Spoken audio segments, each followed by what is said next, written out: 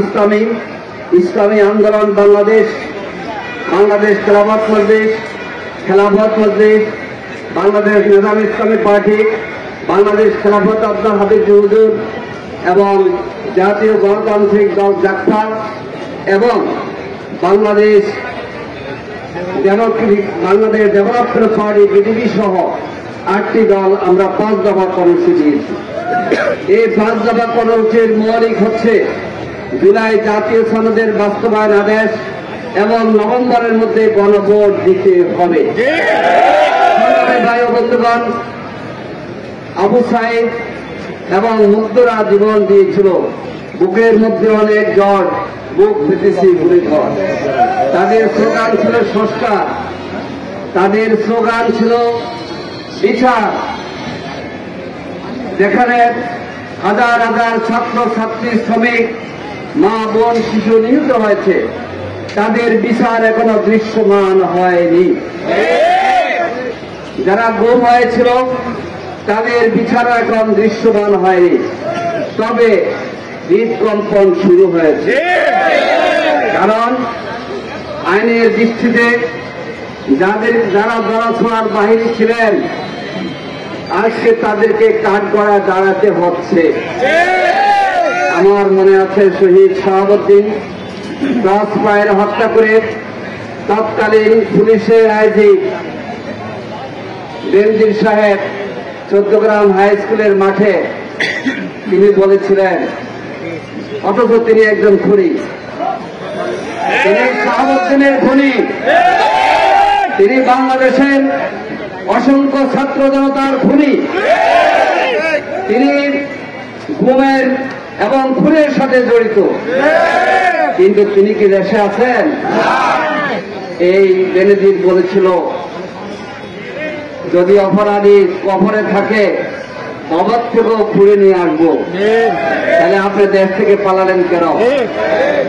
যার নির্দেশ বাস্তবায়ন করতে গিয়ে আপনি খুনি হলেন, সে আপনাদের প্রধানমন্ত্রী, বাংলাদেশের হাজার হাজার ছাত্র জনতার খুনি শেখ হাসিনা দুপুরের ভাত না খেয়ে ভারতে পালিয়ে গেলেন কেন? সংগ্রামী ভাই বন্ধুগণ, ছাত্র জনতার দাবি হচ্ছে সংস্কার লাগবে, ছাত্র জনতার দাবি হচ্ছে খুনি হাসিনার বিচার লাগবে, ছাত্র জনতার দাবি হচ্ছে গুমখোরের বিচার হতে হবে, তারপরে নির্বাচন। আপনারা জানেন এই সংস্কারের দাবিতে বর্তমান অন্তর্বর্তীকালীন সরকার কমিশন গঠন করেছিল এবং জাতীয় ঐক্যমত কমিশনের বৈঠকে মার্চ মাসের 19 তারিখ থেকে আরম্ভ করে অনেকগুলি বৈঠক হয়েছে। 84টি বিধি সুপারিশ জাতীয় ঐক্যমত কমিশন পেশ করেছে। জামাত ইসলামী সবগুলো ঐক্যমত কমিশনের সুপারিশের সাথে ছাত্র জনতার দাবির সাথে একাত্মতা ঘোষণা করে ঐক্যমত পোষণ করেছে। আর বাংলাদেশের একটি দল চৌদ্দগ্রামও আয়সা অনেক কথা বলে ভোট চায়। কি বলেন? গালি দিয়ে আমরা দেশের জন্য নাকি ভোট চাই, আবার বলে যে কার নাম ধরলে নাকি জান্নাত হয়ে যাবে। তারা 9টি পয়েন্টের নোট অফ ডিসেন্ট দিয়েছেন। আপনাদের এই গণঅভ্যুত্থানের ছাত্রদের স্লোগানকে ধারণ করে তাহলে নোট অফ ডিসেন্ট দিয়েছেন কেন? হ্যাঁ, একটি রাজনৈতিক দল হিসাবে মত পার্থক্য পোষণ করতে পারেন। আলহামদুলিল্লাহ, আমরা তারপরও সকল রাজনৈতিক দল, বিশেষ করে প্রতিটি রাজনৈতিক দলকে ধন্যবাদ জানাই যে আমরা সবাই মিলে জুলাই জাতীয় সনদে গত 17ই অক্টোবর বাংলাদেশের জাতীয় সংসদের দক্ষিণ প্লাজায় আমরা স্বাক্ষর করেছি।